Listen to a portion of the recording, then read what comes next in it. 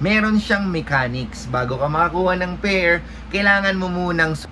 Yo mga kuis, kamusta kayo? I-update ko lang kayo ngayon kasi meron akong nalamang parating na release na isa sa mga pair na pinagkakaguluhan at pinag-uusapan ngayon sa social media dahil nga sa resale value niya. Ewan ko mga kuis kung napanood niyo yung last vlog natin dun sa Anta Mega Mall nung nirelease yung Kaiwan. Nabanggit ko dun sa maikli kong video kasi wala akong naabutang Kaiwan bukod dun sa display mismo dun sa may event. Nasabi ko dun sa may bandang dulo kung napanood mo na magre-release ulit ang Anta ng Kaiwan this April. And yun nga, naglabas na sila ng announcement at sa April 13 magre-release sila. Pero this time, ang colorway na i-release naman nila ay yung tinatawag na Enlightened Warrior. Hindi ko sure kung alin dito sa dalawang pictures na nakikita nyo sa screen nyo na kinuha ko lang somewhere sa app ng China na available na sa kanila, no? Pero sa tingin ko, ito yung i-release na colorway. Kasi kung mapapansin nyo sa background nung kanilang poster, sa kanilang Facebook page mga kuis, medyo dark, tapos white yung background ni Kyrie. So let's see mga kuis kung ano yung mga susunod na pictures na i-upload ng Anta about dito sa sapatos na to.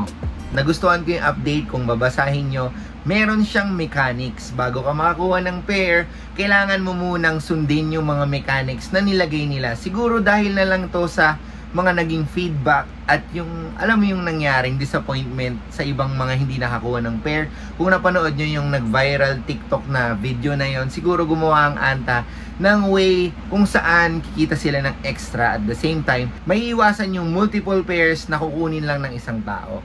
So yung nilalaman ng mechanics mga kuis, ito yung mga importante dahil ito yung mahalaga sa Anta dahil isa silang business, no. Number 1, kailangan mong gumastos ng 1, 2, 3, 4, 5,000 pesos sa kanilang store para ma-join ka sa raffle. Pangalawa mga kuis is kailangan mo mag-fill up ng form para maging official yung entry mo. At pangatlo, kailangan mong abangan yung announcement nila sa April 11 dahil idodraw yung mga lucky winners na nakasecure ng pair via Google Meet. So makikita nyo naman yan sa kanilang mechanics na nakapost doon. So summarize yung iba mga kuis, isang beses mo lang pwedeng gamitin yung pangalan mo. Every 5,000 pesos, isang pangalan lang yon, one entry. Ang ganda, di ba? Malaki yung chance nung talagang hindi reseller. Pangatlo, yung pinaka-importante, pag nanalo ka, syempre kailangan mo magdala ng ID, email confirmation na na-receive mo or text confirmation na na-receive mo from Anta at yung original receipt. Huwag nyo kakalimutan yung tatlong yan mga kuis dahil marirelease yung pair sa April 13 sa One Ayala sa kanilang Anta store doon. So yun yung pinaka-importante at kung gusto nyo mabasa yung full mechanics, punta lang kayo sa kanilang Facebook page, nandiyan sa screen nyo, and para mabasa nyo at maging guided kayo fully. So mga kuis, kudos kay Anta doon kasi number 1, may extra income sila which is 5,000 pesos extra sales sa part nila, no?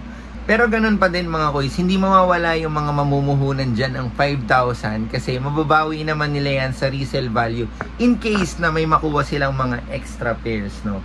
Kasi yun nga, parang ang puhunan is 5,000 tapos magbabayad ka ng 7,995 para dun sa pair. So parang more or less 13,000 na aabot yung pair para lang makasecure ka, diba? So tignan natin kung ano mangyayari. Ang maganda kasi ngayon, halos may equal chances mga kuis dahil yung iba talaga gusto nilang makakuha ng pair para gamitin nila. Para sa akin, nakaka-excite yung mga pwedeng mangyari kasi maaaring walang mag-join at hindi natin alam kung anong mangyayari dun sa mga pairs. Pero ayun nga mga kuis, i-clarify ko lang din, hindi ako galit sa mga resellers kasi reseller din ako. It's just na hindi ko lang din talaga gusto yung the way na mark up yung sapatos ni Kyrie. Kasi isipin mong mabuti, si Kyrie is galing siya sa medyo off-season or mga season na hindi maganda.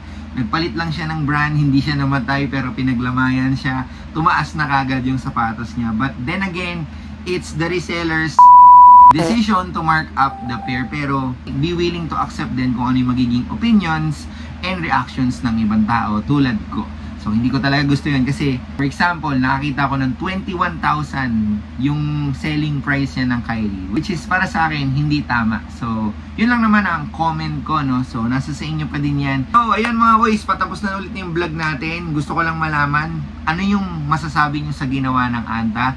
Comment nyo na lang dyan sa baba, and ano pa sa tingin nyo yung pwede nilang gawin para maiwasan yung ganyang kataas na resale value para makakuha din yung iba. Kasi kung maaalala natin, Yung Kyrie models before is dun sa kabilang brand ay general release at halos lahat naka-Kyrie.